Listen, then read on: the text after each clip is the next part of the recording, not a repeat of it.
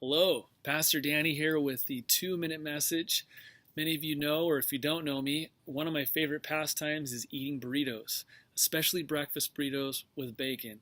Recently, I was hanging out with my friends Joe and Clay, and Joe had to go home with the doggy bag of shame because he didn't finish his burrito. And we explained to him that, Joe, you don't run a race and get the t-shirt that says finisher if you only finish half the race.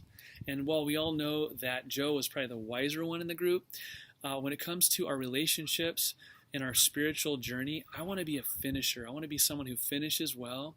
And as I get older and I get closer to Christ and get closer to heaven, I want to be more like Christ. And so how do we do that? Well, I think that the book of Hebrews gives us a real key when it talks about our heart. It says in 3 places, today, if you hear his voice, do not harden your heart. The tricky thing about our heart is that if your heart is hard, you probably don't know it. Recently, through prayer, I recognized in my own life that my heart had become hardened and I didn't even know it. And I had to give it over to God and ask him for his help. The cool thing is that God can transform our heart and bring us back to a good place.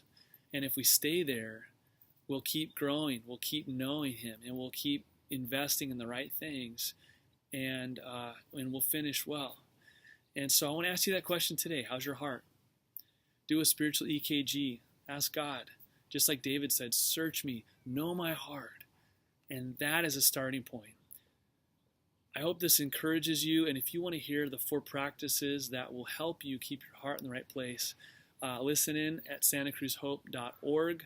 And I hope you'll join us at Santa Cruz Hope, 9 and 10:30 a.m. We serve free pancakes at 4525 Soquel Drive, right here on the east side of Santa Cruz. I hope you'll join us. God bless.